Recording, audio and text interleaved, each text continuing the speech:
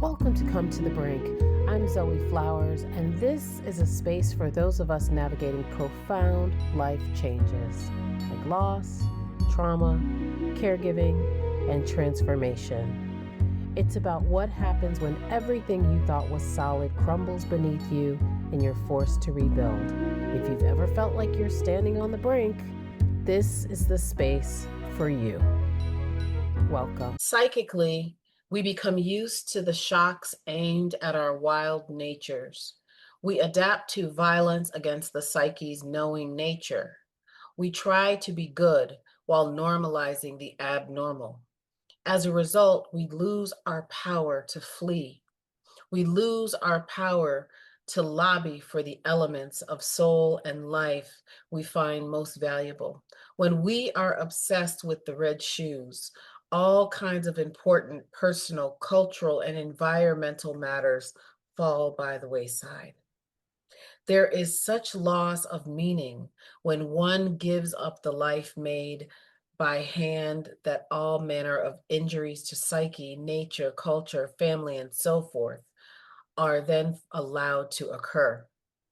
The harm to nature is concomitant with the stunning of the psyche of humans. They are not and cannot be seen as separate from one another. When one group talks about how wrong the wild is, and the other group argues that the wild has been wronged, something is drastically wrong. In the instinctive psyche, the wild woman looks out to the forest and sees a home for herself and all humans. Yet others may look at the same forest and imagine it barren of trees and their pockets bursting with money.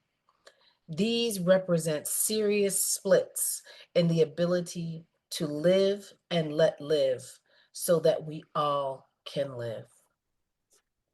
Welcome back to The Brink. I am Zoe Flowers, and we are still reading from Women Who Run with the Wolves by Dr. Clarissa Pinkola Estes. And I feel like that entry is perfect for our guest.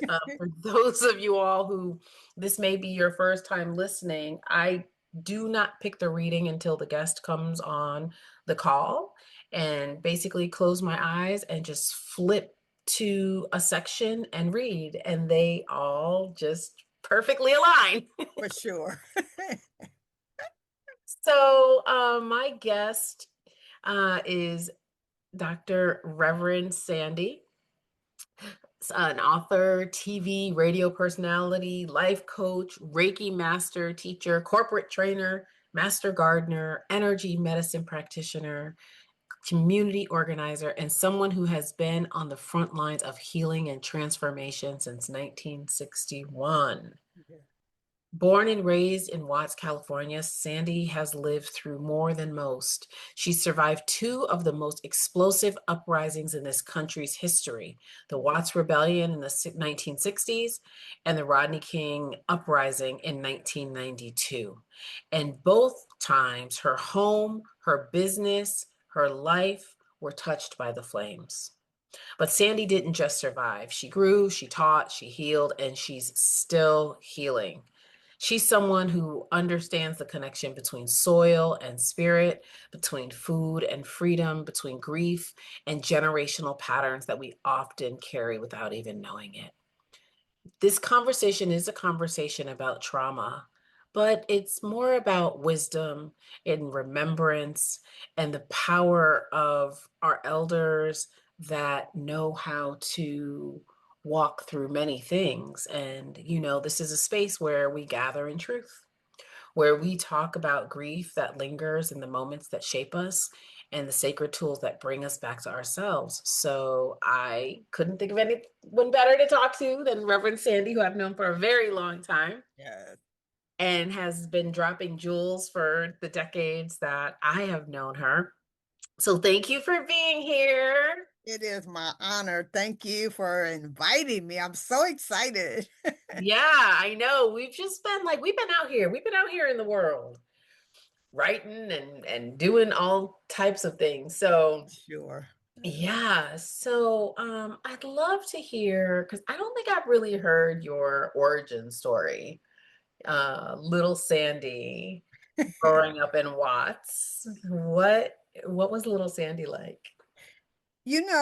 Thank you again, Zoe, for having me as a guest today. I love giving what I can to help someone else. So this is just a golden opportunity for me to do that.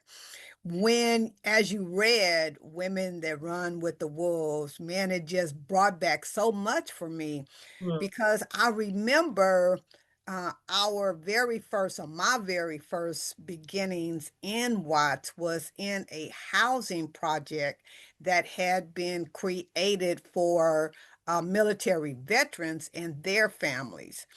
But it was such, um, hmm, a negatively impacted community because of course in those days the whole strength of power was to keep the other person down, and so it was, we lived in a ghetto, we didn't have the sense, the brain power, the intelligence that others had, and then all the other labels and restrictions that they were placed on us.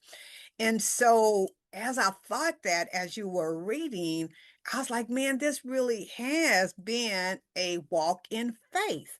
Because mm, how do you come from that, right? How do you come from the ghetto, the projects, the belittling of your personhood, and be able to stand and to bring other people along with you? That takes a lot. And so I was 10, my brother was 12, and we chose to create an organization called Student Committee for Improvement in Watts.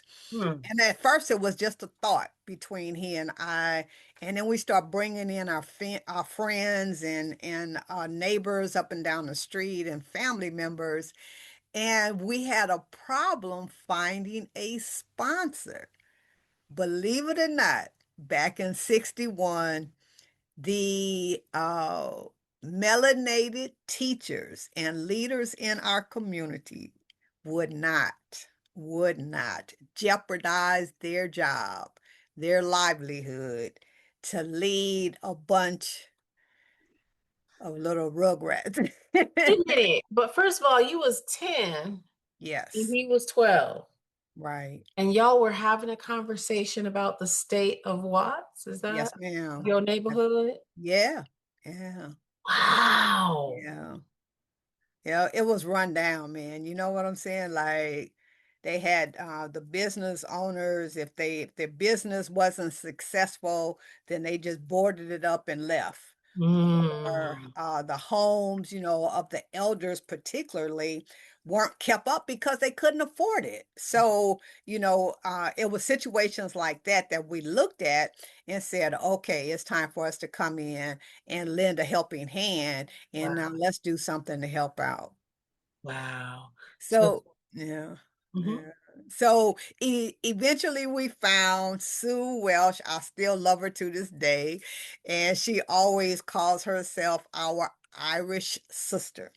And she stood by us, man. She would come through Watts all time of the night, all, midnight, 2 o'clock in the morning, whatever was needed, she was there. She had no fears because she felt and she knew in her heart of hearts that she was doing God's work.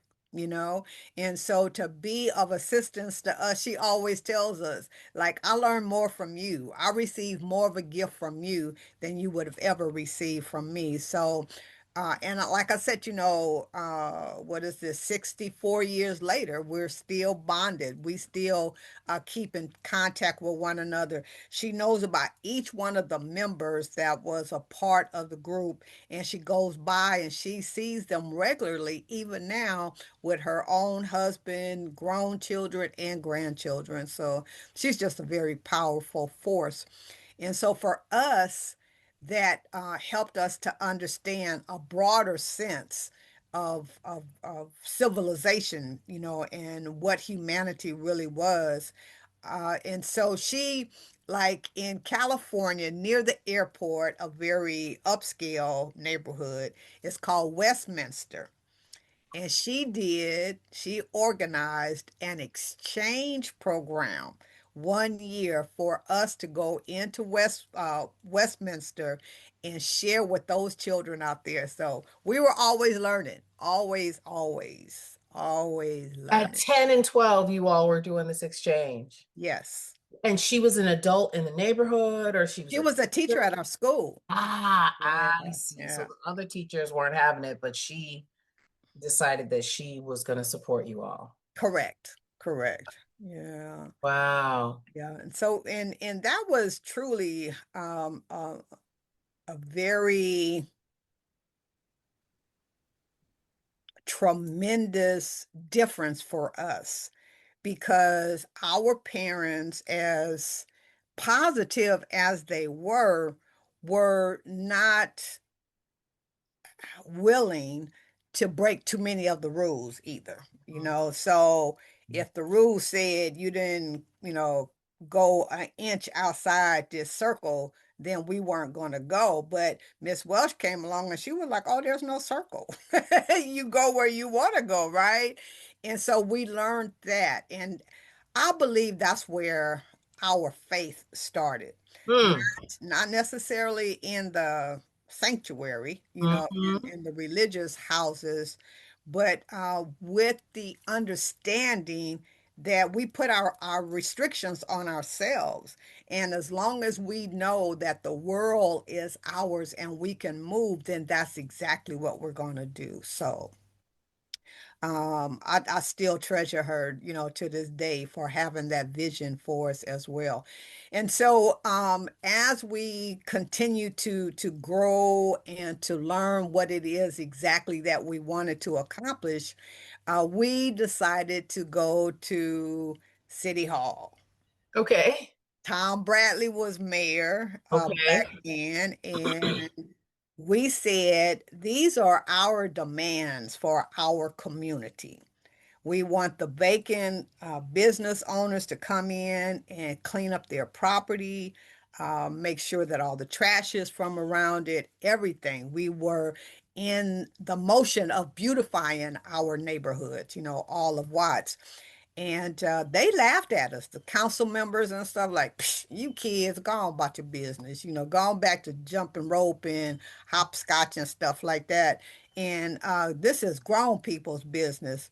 So they said, well, come back with, I'm gonna make up a number here because I'm not really accurate on the number, I don't believe. They said, come back with 10,000 signatures of citizens from Watts, right? Mm-hmm. We came back with 20,000. Uh-huh. Shut them up, you know. And so they were in a place where they had to listen to us. Wow. And man, they were so flabbergasted by our seriousness and our commitment to making the city a better place to live. It's all documented in the Watts Towers, if you've ever heard of that building that's in Watts. Mm-hmm. So Simon Rodia, an immigrant, he created this the Watts Towers out of junk that he found in the streets and in the neighborhoods, and so that's where our work is documented Oh. historically, right, right, and so yeah, and then the riots broke, and we feel that because we were making such advances in the community, that there were certain people, certain energies, certain entities that said, "Nah, we got to stop them." They gonna make that a premier neighborhood in a second, and so the Watts riots broke out, and so it stopped us and made us, take a little bit of a side turn on it. But we still are doing the work, Zoe. In 2025, each one of the members that are still alive are still doing work in their community, are still making positive changes, words of wisdom to the young people, serving as an examples to those that need someone to help them, along the way. So whatever is needed, or creating programs for children and for young adults, for elders, So we had the right beginning. We had the right, Wow. yeah, yeah. So how soon did the uprising happen after your work started? And just sort of for people who don't know, what was happening back then, like before the uprising? Well, first, how soon and what was happening? Like set Yeah, the so we started in 61, and I believe that was 64, 65 when the riots broke out. Okay. And so what was the impetus? They s- um hmm. It's been said that people were afraid of the progressive energy that the citizens had picked up along the way. So we were cleaning, repairing, painting people's homes during that time. We were young teenagers, but Yeah. we had paint companies like Sinclair Paint came out with a big truck full of paint Wow. and provided the supplies. And we went to work cleaning people's yards and making repairs. And there was nothing that they had to pay us or to do. Yeah, all they had to say is I would like some help. And even those that didn't say it, if we saw it, then we went in and made the repairs and the replacements, and uplifted the house with paint and like that. And so it wasn't so much what was said as it was what we were actually doing, Yeah. because we weren't out marching, we weren't out protesting. We were in the community making a difference. Okay. And when we finished, the culmination was marked with an event. We called it Dancing in the Streets. So, Mm, the old people, the young people, the babies, everybody. And we did it on that street on 108th where the Watts Towers is. mm, And so, all this community unity, what? mm, You mm, know, y'all don't realize, y'all don't remember you in the ghetto. The mm, ghetto is a solemn place and people don't rejoice and be happy. mm. And so I believe, all this, not all, most of these situations that happen in the melanated neighborhoods is caused by other people's feeling threatened by the power that they see in the community. So, And how long did it so you were what, 15 when it happened? The riots? yeah, right at, yeah, 14, right, 14, 15, yes. And how long did it last? Again, for people who don't know. It seemed like it lasted forever. Mm. You, I think it was just a week or less, because and so yeah, so this is a leeway for some other, or just put a pin right there, you guys. So as we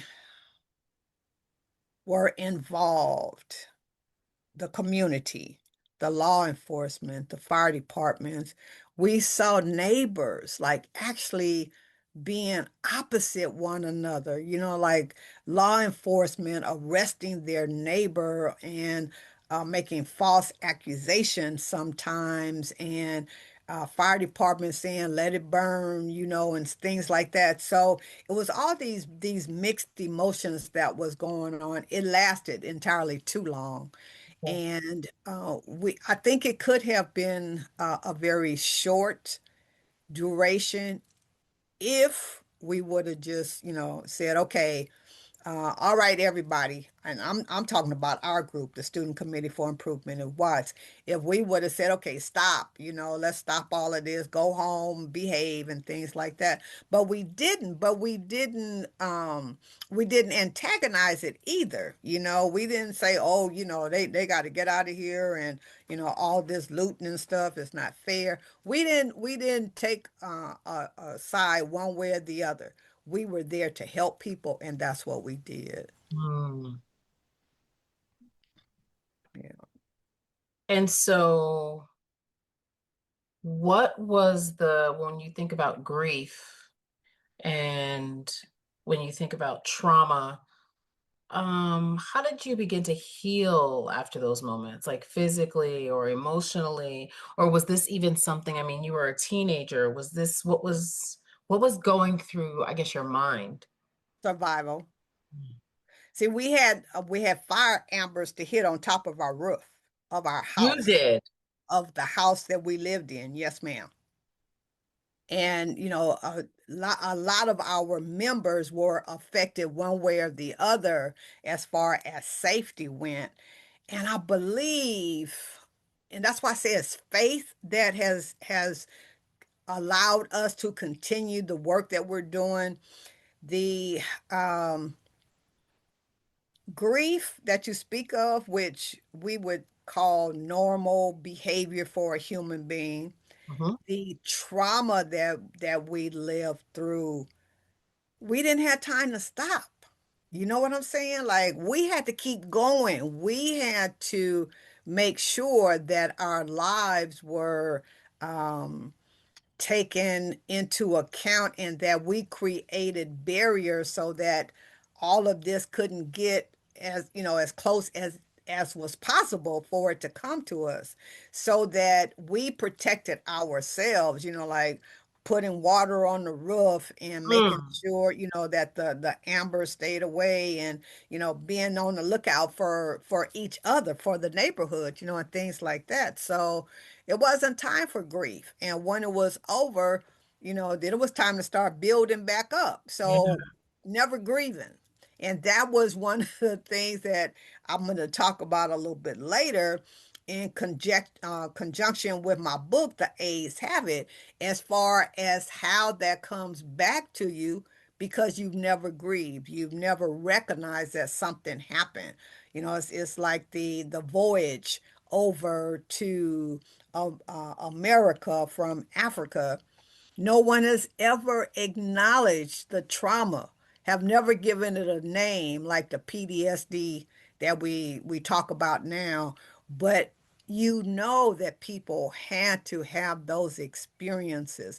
And so it's in our DNA, regardless if we accept it, acknowledge it, label it, it's in us. And Right. so we have learned to bury it deep on the inside someplace so that we can't see it and nobody else see it. So we put on the makeup, and dress up so that no one has any thoughts of we I may be going through a process which involves trauma and grief, and getting to the other side of that. It was just business as usual. Do you remember like what was going on in your home at the time, like with your parents, what the mood was? My stepfather was working for the Department of Water and Power, pretty prestigious job for a black man back in that day. Mm-hmm. My mom, she did janitorial work at one of the aircraft companies in El Segundo. Mm-hmm. And so they were both employed. My oldest brother was in Dominican Republic in the military, fighting whatever unjust situations they had there. Uh, my sister was just graduating in '64 from high school, and then my brother and myself we were involved with the Student Committee for Improvement in Watts. So, Yeah. yeah. But we were doing, we did a lot of unusual things at our household because we had a garden in our backyard in the city that most people just thought was so strange, but my stepfather was from Mississippi, so growing food was just real natural for him. We had chickens, we Yeah. had, like everything that we needed to survive. So that's where I learned those skills from, and learning how to take care of chickens, feeding them, collecting the eggs, and all of like that. So yeah, it was. Yeah. So you already had been exposed to something very different than the people around you. Did you, how did the other folks in the community treat your family? We were well accepted, Yeah. and people would come to us for advice and information. Particularly my brother. A lot of the residents wanted him to run for some political office to represent Watts and things like that. So yeah. Mhm. Wow, fascinating. And so everybody just kept it moving. Mhm. And when do you think you started to, because like we're talking about, many of us are carrying this ancestral trauma, right? We know about epigenetics and things like that, that things live in the body, pain and trauma. When did you first become aware of that truth? Oh, many, many years later. Mm, It was after Rodney King. It was after a divorce. It was after leaving Los Angeles to come to Atlanta to live here. So it wasn't immediate. And so I can go there and then we can come back if we need to. okay. So my latest book is called The A's Habit: Mhm. Abandonment, Abortion, Addiction. And in that book, my whole purpose was to address the abortion part. Okay. But I just couldn't do that. My spirit wouldn't let me. There had to be something that started that, Mhm. and then there had to be an action that was taken after that. Okay. What happened for me was I always have, I was going to say had, but I still have a lot of younger women that call me their godmother. So one of my goddaughters back in the late 90s, we would go a lot of places together, and because we had physical features that were very, very similar, people never questioned when we said we were mother and daughter. And it was her birthday. She was coming up on 40 years old. And I picked up the phone to call her to wish her a happy birthday. I was driving. I actually had to pull off to the side of the interstate. And I said, I don't know why the hell I'm crying like this. I was trying to call you to tell you happy birthday. So I hung up the phone, proceeded to my hair appointment, but I'm still crying, trying to understand what that was about. It was a reminder that I had violated my body and having an abortion, and she was the same age that my daughter would have been. So when you say the body remembers, Yeah. You doggone straight. Because I had pushed this so far down, because I was told by no means will you ever utter the words of what this happened in this household to anybody. And I was a very dutiful daughter, You see. you know. So that's when other things started coming up, like the Watts riots, and then the Rodney King riot, because at that point I had my own modeling and entertainment company serving the children of South Central LA, was what they call the area now. Like if we don't call it Watts anymore, they won't Mhm. remember. So that's why I always make it a point to tell people that I was born and raised in Watts, because it was still Watts when I left there. But the children, when it first broke out, were all at school. And they came straight from school to our center for the lessons. And because the majority of the children that modeled with us was of low income, they took, the school bus maybe to their neighborhood and then walked over to our facility or something, like that. Mm.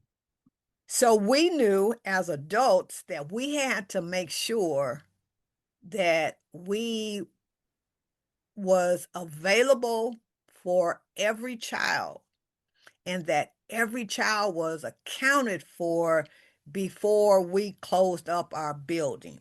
Okay. Now, the police, everybody was saying, you got to vacate, you got to close up, you got to get out of here. We refused. Like, we ain't doing nothing until every single child that comes to this facility is accounted for.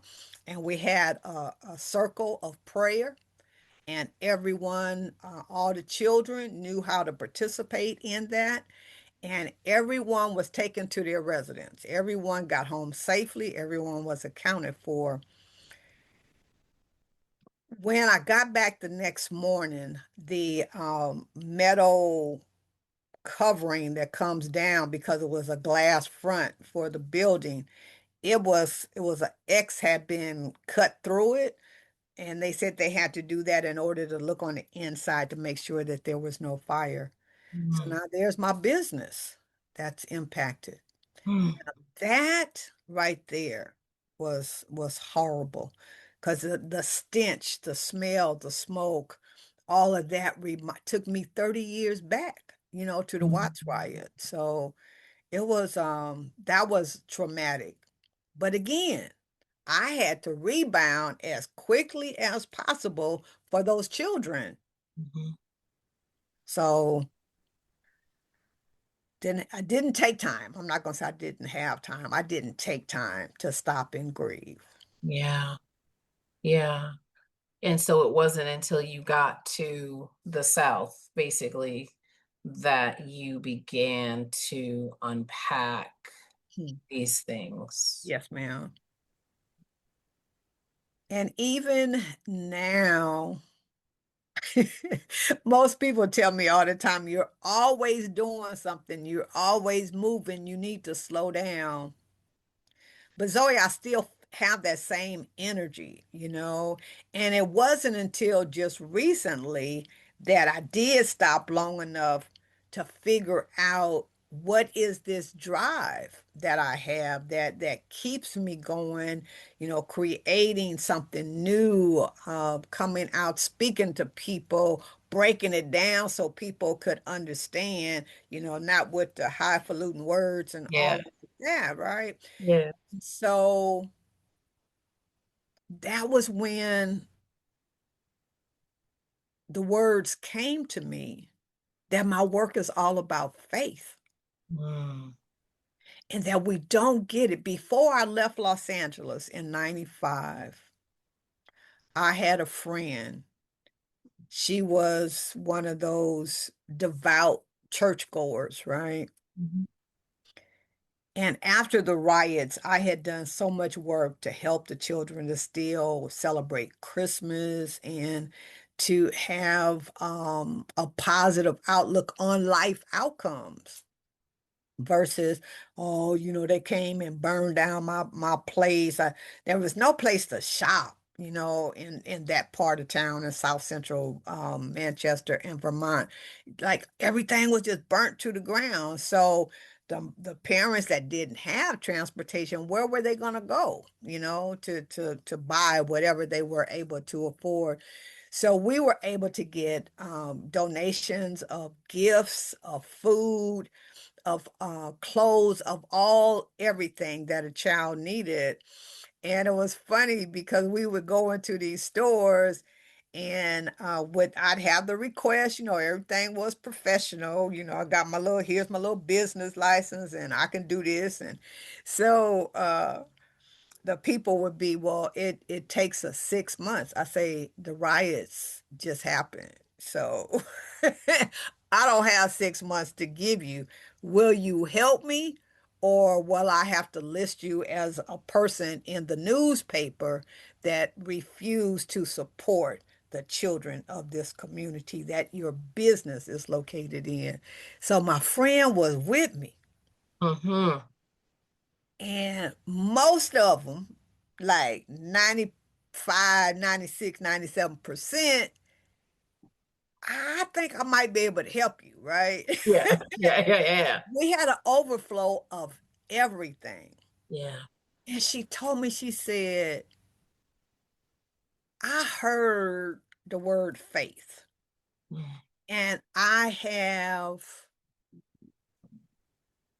lived my life according to my understanding of what faith is. Mm. She said, but you just live it like it's nothing. You don't go into any place with any doubts. You just be like, okay, we're gonna do this for the kids, we're gonna do that for the kids, we're gonna bring the police and the community together to have a conversation. Men folks is gonna be in there, and we did all of that. And I didn't, and I was like, but even with her telling me that, it still just recently all came together. You know, Mm. it just all made sense that yes. And so when we're doing the work, a lot of times we don't have time to stop and figure out all the whys and the why fors and all of like that. Now, I have been fortunate that I've been able to document my life Mhm. and my path. I've got six handwritten paperback books is what I should say. And I've got 27 different ebook titles on Amazon. So I'm always writing. Mhm. And it's in a very understandable language. Like I said, because I write for the 8 and 9 year old people to be able to read the book and be able to understand it. So Mhm. yeah, but faith, man, that thing right there. And hmm, it's so different. It's so different lived versus just having a mental concept of what it may be. Mhm. So, yeah. Mhm.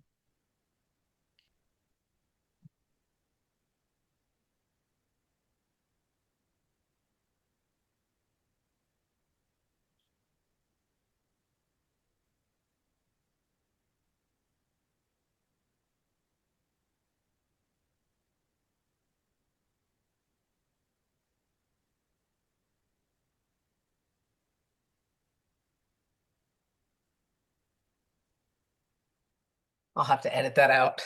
It sounds like, That's okay because I needed a drink of water too. oh, okay. Did you get it? Yes, I did. Okay. Yeah, it sounded like somebody was coming up the back stairs. Oh, okay, okay.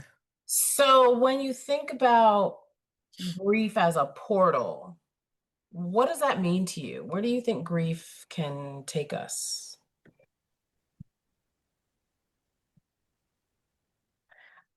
I was counseling with an individual this morning whose mother made her transition recently, and she said, grief. has taken her to a place that she's always needed to go, but Mm. has refused to go. Wow. Yeah. So I'm going to use her definition because that was what I said to her. Like, all right, Renee, that's powerful right there, man. So, and I believe that is different Mm. for everybody. Um, my mom made her transition in 2017. And it's to me, it's a very personal kind of grief and missing her. So I don't have to break down and cry, but I know there are times when she wakes me up in the middle of the night because she wants to talk to me. Mm. And so we had a conversation. And when we accept that grief or death, dying, are all a part of this human life experience, then we welcome it and we may cry. We may not feel good as a result of it, but we understand it's a part of this life, living in full expression. Yeah. Yeah. It's interesting that you say that this is all a part of life and it's about living in our full expression, because one of the things you're talking about are the things that we don't talk about as a community, as Black folks. And so, was that a part of your book? Was it about silence? Was it about Mm. It was about why does it happen? uh-huh. Why can't we, as a spiritual entity, as a community of people, why do we allow it to happen and then turn as if everything is just, rosy dozy, like everything is just beautiful. Get your coffee and donuts, kind of deal, right? When in essence, it's not. When education could change a lot of the wrongs that are being um, perpetrated in our communities, that we choose to look the other way as if it's not there. And so I want to know why. Why do we allow this to happen? And just a side note, real quickly, right here, I did, and I'm still doing actually an online conversation with people, and the app that we use is Clubhouse. Mhm. And we found, or I found, that abortion is just not about a human life. It's about aborting dreams and goals and ambitions and wherever you may want to take yourself in life, and you abort it because whatever, you've been told you're not good enough, smart enough, you're too Black, you're too young, you're too tall, you're too old. And so that there's everybody's impacted. And that was the key that we discovered in doing this daily discussion around the books and the three subtitles. And so I needed to know where it originated. And then I needed to know what happens after we have the experience. Do we just have the experience? And like you were saying, so what happened when did you grieve after the riot? What's the same thing, right? So in dealing with the abortion primarily in the book, I took it from an African perspective. And I said, we understand that royalty, right? Royalty that existed in Africa was where a lot of the forcing and pulling people off of their land, those were the people that were held captive, were the ones that had the means, that had the titles. They were royalty. And they come down to the dungeons. And I've been to Africa and I've felt the energy. And they have the dungeon for the women and the dungeon for the men. And right there for the women is this tall building where all of the quote unquote individuals that oversee the women, they're handpicking women and taking them back to their rooms and raping them. And then take them back. Or if they feel like they want another one, they pick another one. How do you think those women felt? Abandoned. They weren't accustomed to this type of treatment, this type of total disrespect of their personhood. But they survived it for the most part, and then taken out the door of no return, never to come back to their homeland, to their place where they held recognition, royalty. And they came across the rivers.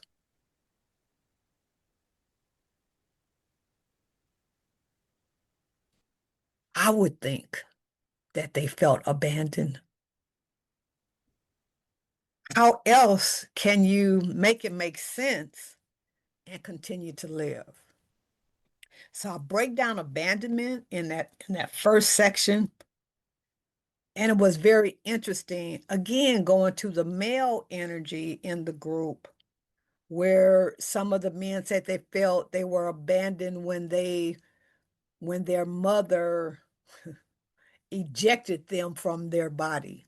You'd be like, well, like, but no, that was a time of abandonment for me. I was safe and secure in her womb. I didn't want to come out. And so these men have been holding those energies and those feelings for, like, this guy that initially said it had to have been in his 50s. And he had never had the platform to be able to share that, right? To be able to express himself. And we were all just like in complete support of him, like, yeah, let's talk about this some more. And just how not feeling visible. A lot of people go through periods of time where their parents are so busy with outside, either work or the older children or the younger children or whatever, and they don't connect with the children constantly. And so there's just so many things. And when those periods occur, when you feel abandoned, you're not really then honoring your sacred temple. You can allow all kind of negative thoughts to enter. You can allow people to abuse you physically, sexually, because you don't see your value. So that's that abandonment. And then going into the abortion, which again can be anything, not just human life. And then the addiction.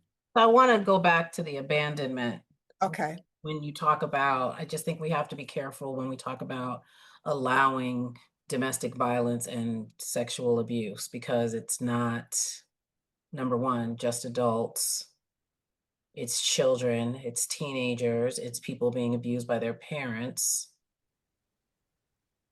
And so I just think, especially in this climate, certain disclaimers have to be made. because that's such a huge part of the energy of this planet Mhm.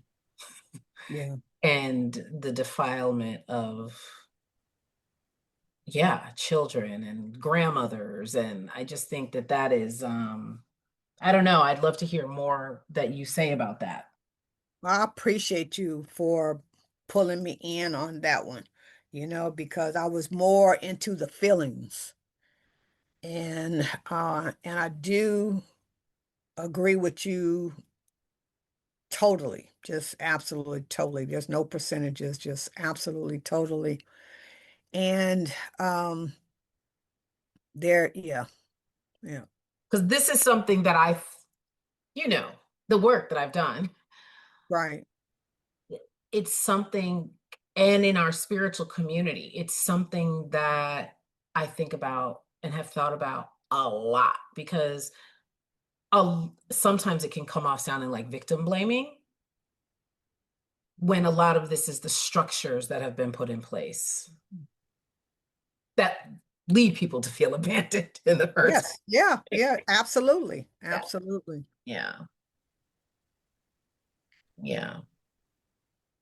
So what do you think about like the role of spirituality in that, in the abandonment piece?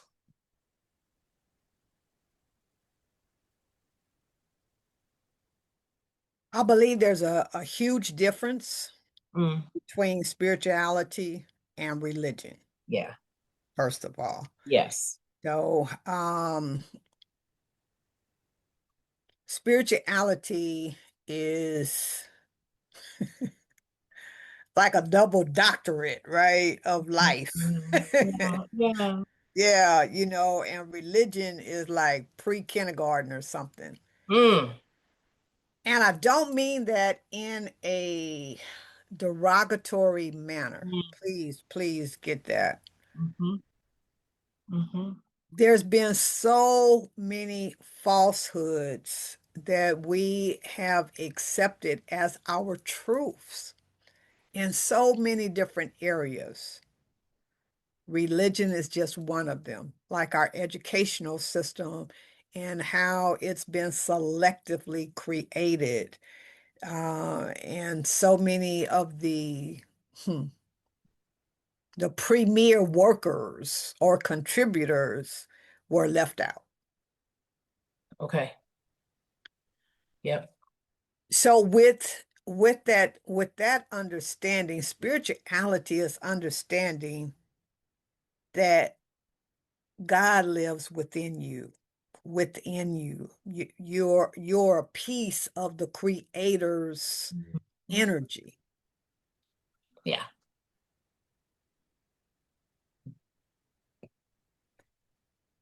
And I believe that helps you to not fall victim. That when an injustice happens, that you deserve for it to be righted. And you take whatever means necessary in order to do that. Yeah.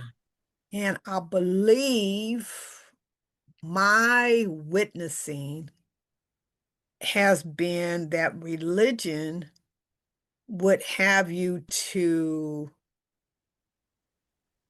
just forgive Yeah. with no respect of yourself, Yeah. just a blanket forgive. And Yeah. I believe, Zoe, that adds to the trauma Yeah. because now it's not being acknowledged that it existed for you. Yeah. And that these things are by design. Yes. These things are by design.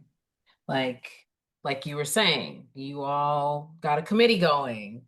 You got the community together. You started making changes. Oh, look, a riot.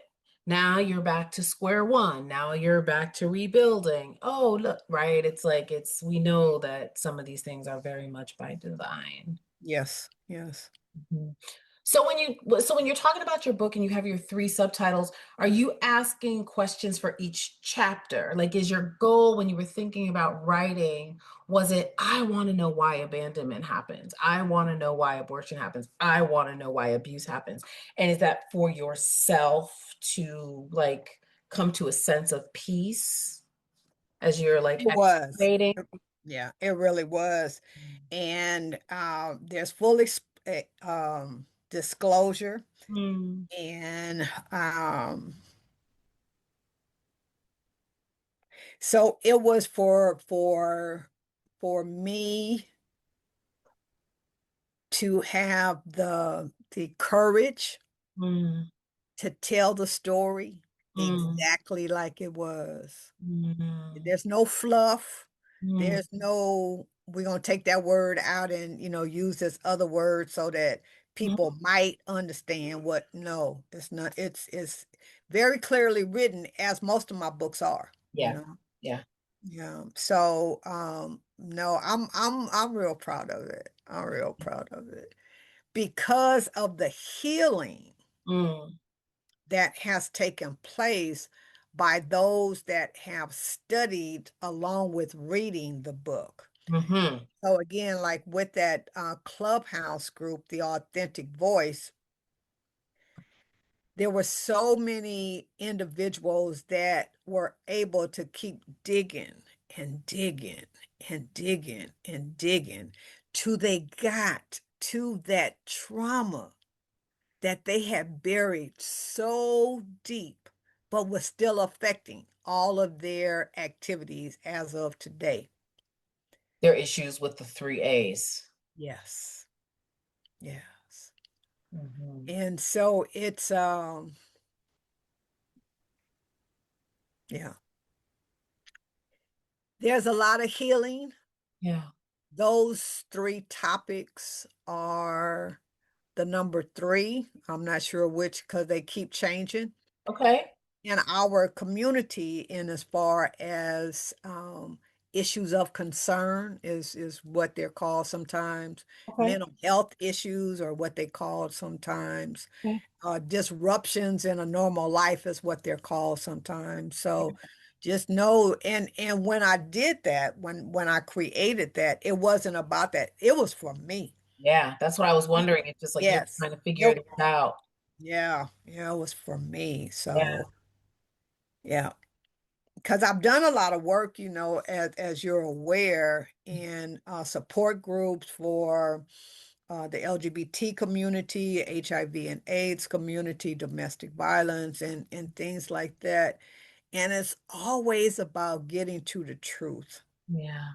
and being able to tell your truth in a way that supports whatever your feeling is as a result of that.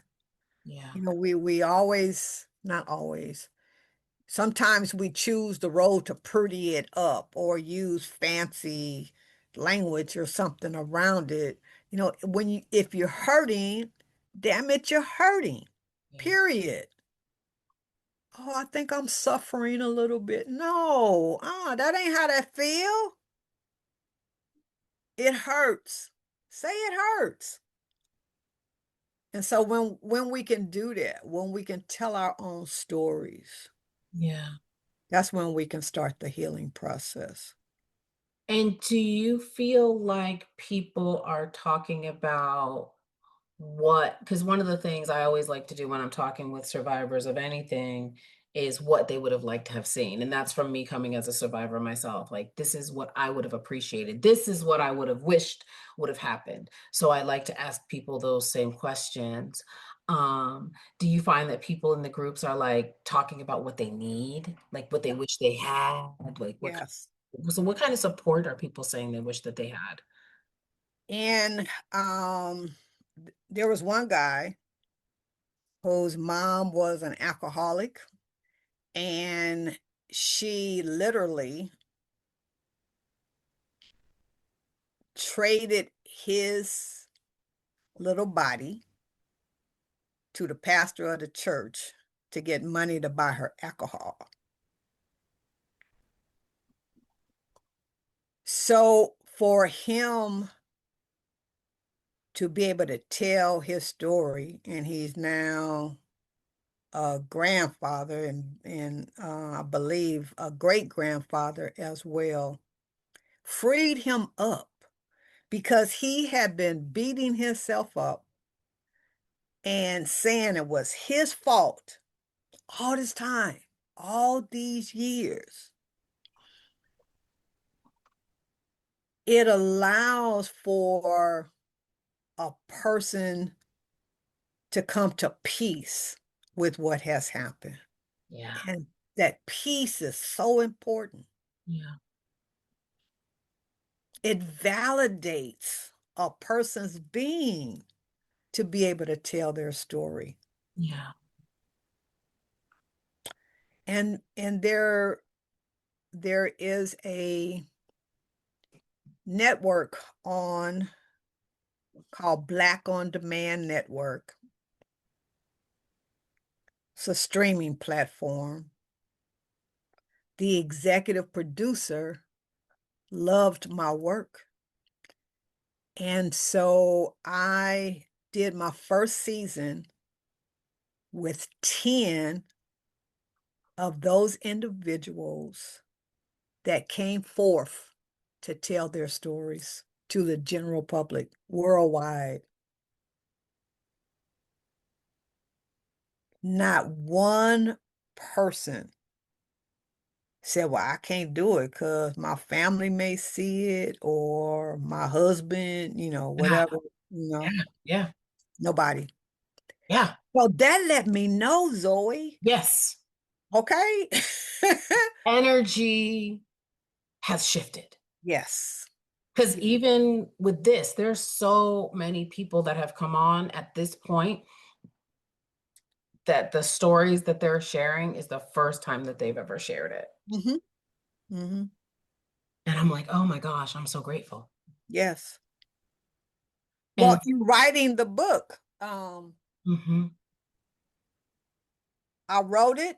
yeah, I had someone that designed that cover with the 3 faces. yeah, I He see had it. no idea. I just asked him to do me a cover. Right. So that was that synchronicity we were talking about earlier. Yeah. And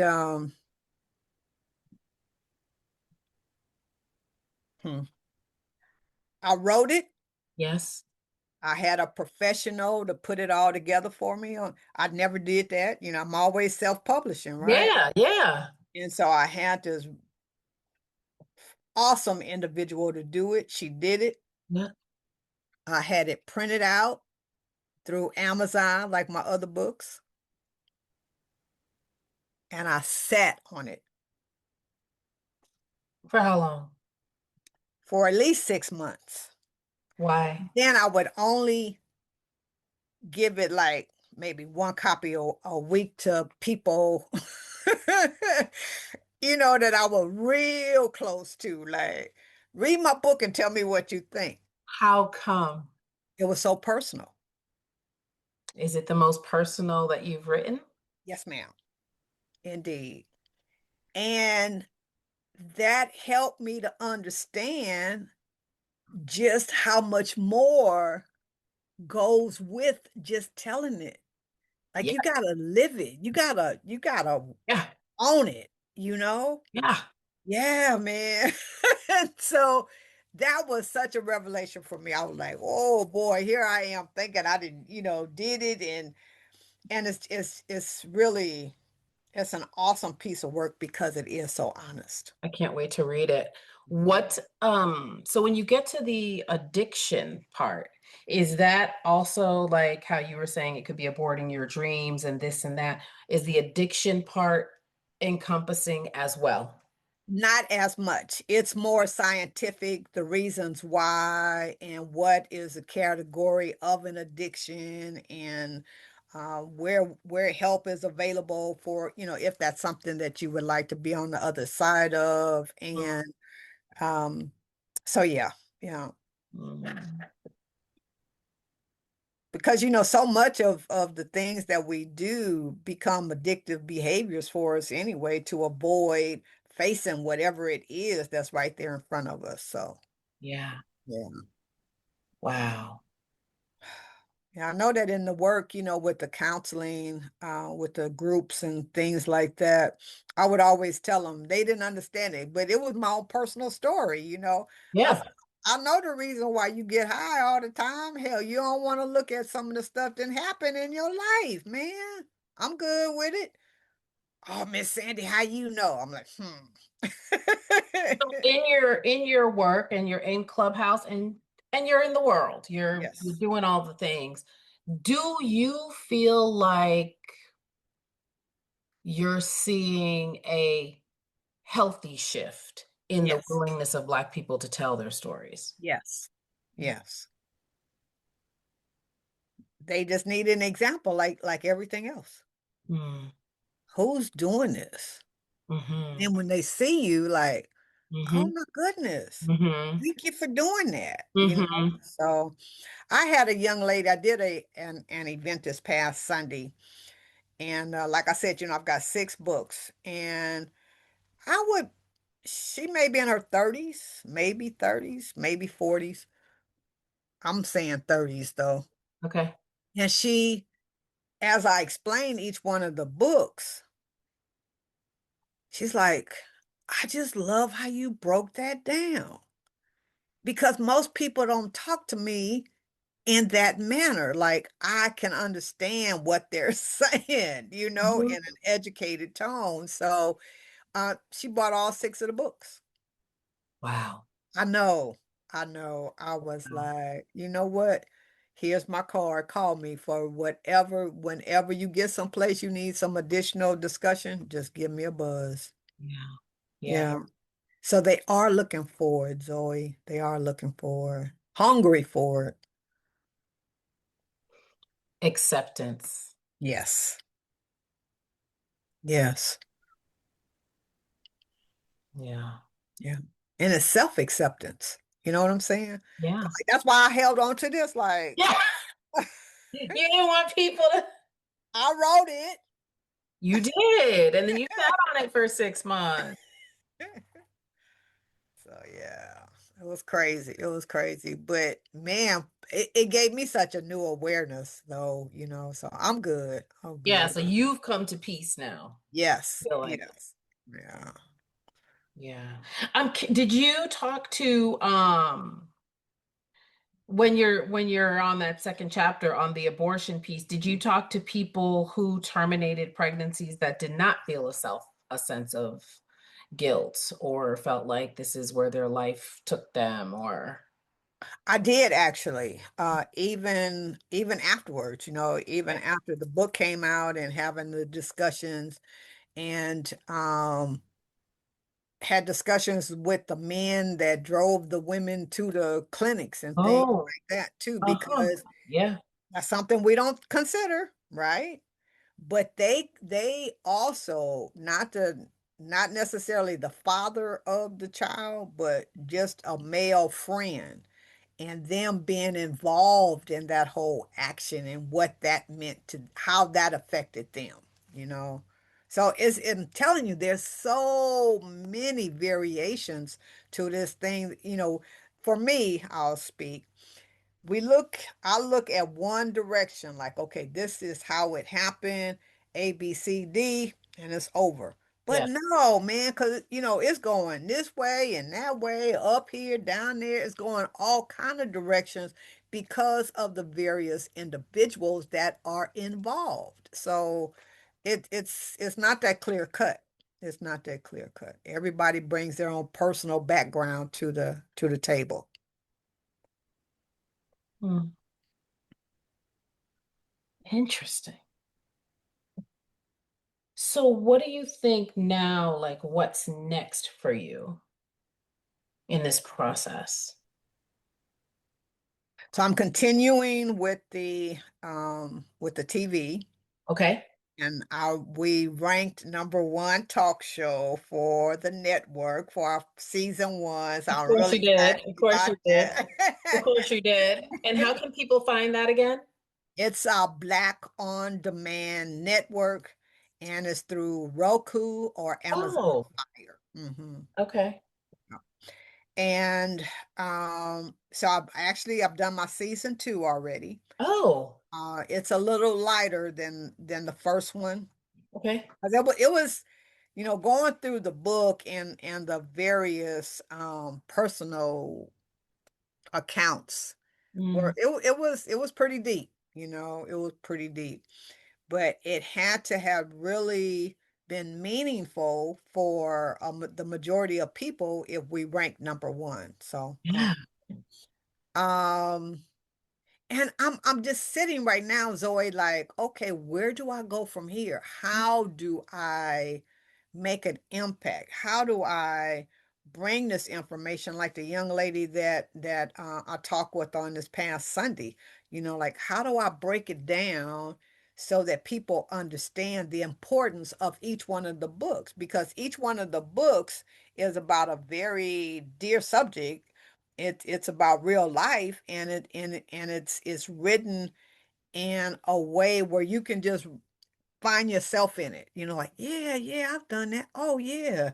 Oh, my sister did that. Oh, my brother, like that. So, um, I'm still searching. I'm still searching Mm. for where I'm to go. So, And how can people support you on your journey?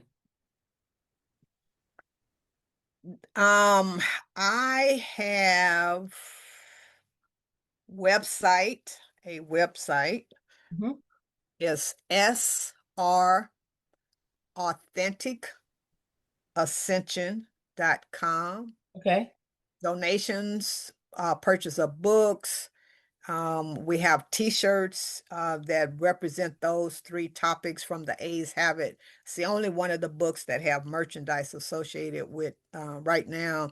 Mm, And yeah, donation bases or methods are on there as well. So great. thank you for that. I appreciate that. Yeah, and we'll make sure that the folks have it, that it's in the show notes so people can get it. What about speaking? Do you have any speaking planned or are you available for speaking if people want to bring you out? I am available. I'm actually from the same occasion event on Sunday. I'm working with one lady that has a men's ministry. She want me to come and speak with them. And then another individual spoke to me about coming to do a program at the church. And I'm always involved with the holistic lifestyle. So I have several books, a couple of books that deal with that, from the nutritional part, the spiritual part, and just coming to terms with, how to get the best out of you according to your rules. I'll say it like Mhm. that. Yeah. Yeah. So, as we're starting to sort of wrap up, I'm curious about when you're working with people who might be stuck in that stuckness that lives in their bodies. How do you help folks sort of carry their grief with more grace? Mm. I give them permission. Mm, Like, you have a right. The young lady whose mom recently transitioned, I was sharing with her this morning because she was saying she was in that grieving mhm, because she had stayed really, really busy, mhm, mm, and so now the funeral was a few weeks ago. All the house have been cleaned out, things like that. So yeah. now she has to face it. Yeah. So I told her, I said, because she said something to the effect that she wanted to get beyond it. I'm like, no. Mm, I say celebrate wherever you are. If it's grief, celebrate it. If it takes you into a pity party, get dressed up, get you some champagne, and have you the best doggone pity party that you can have. Because then once you've recognized it and say, hey, me and you buddies, it's going to go on. That's all it needs is recognition. So, yeah. Wow. We've been given all these emotions for a reason. We're not always supposed to be happy, go lucky, la ha ha. No, man. Mm-mm. It's life is to experience. So celebrate each transition point. Yes. Yes. Yes. Yes. Mm. And what about anger? There's a lot of people that are angry right now. What would you say? They're angry because they don't understand. Yeah. And we don't take time. We don't take time to help a person to go through that because, and I'm working with a elder. She's 90 something. And I believe that she's caught in anger. Okay. And she wants someone else to heal her. Okay. And I keep telling my beloved, no, no. I said, we can offer you different things, but you are the only one that can heal yourself. And sometimes she gets real riled up, and then sometimes she'll be okay with it. But we each have the power, the intelligence, the knowledge, the wisdom to heal ourselves. Okay.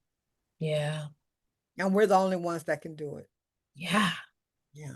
It takes a minute to get to that understanding. Yes, yes. It takes, we were bathing in that conversation when I met you at, Hillside. Like that was like lived and breathed that conversation. And so maybe more introspection into those things, because I feel like if we are paying attention, I don't know, maybe people are busy. You know what? People are busy. Never mind. People are working, people are doing, because I'm like, well, if we're paying attention to history, if we're like, we're not going to be surprised by anything that's happening. But people are busy. That's what I have to always come back to. But to your point, though, Zoe, and just taking this as an example. Yes. So if you can read it anyway, that middle word is abortion. Yes. So this whole book could have been about that, and anger and pissed off because of this, and there wasn't any sex education discussed in the house and taught at the school, and the older women in the community, and then the men took it, whatever. Yeah. Could have stayed on that being pissed off, just upset. Yes. But you sit, like you just said, you sit in that until you find other pieces to it that make it all make sense. Yeah. Yeah. To connect the dots. But Yes. we have to sit down to connect the dots. Yes. We're not going to connect the dots if we're busy. Yes. And that's the other conversation that I've been having on this podcast. Like so many folks, like you're saying, like you just went on with things. It's an uprising. We get out the mops, we get out the brooms, and we just go to work. Exactly. And that's what we're programmed to do under capitalism. It's just to continue working. And especially as melanated people, we just keep going. Right. Right. But that time is over.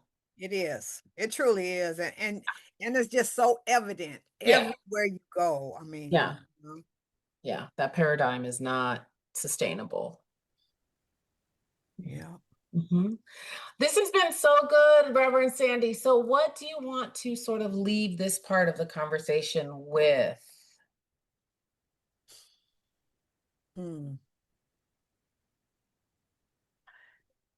Life goes on. You will have a full range of experiences. None is any better than the other. They're all equal. It's how you look at it. You have the power to heal yourself in any and all capacities. Like the host just said, when we be still and go to that inner place, that place of power, of strength, of courage, of faith, of truth, when we connect there, we have the courage to live life in its totality. And we get to improve our lives and the lives of others, of those that are around us. So smile, keep it light, trust yourself. You have the power to do whatever it is you choose to do. Mm-hmm. Be blessed. Mm-hmm. One thing you're grateful for. I am grateful for my stepping out and beginning to write, because our history, as we know, is being removed. But as long as I continue to add to the Library of Congress my books, our history is never lost. Ashe. Yeah. So thank you for that.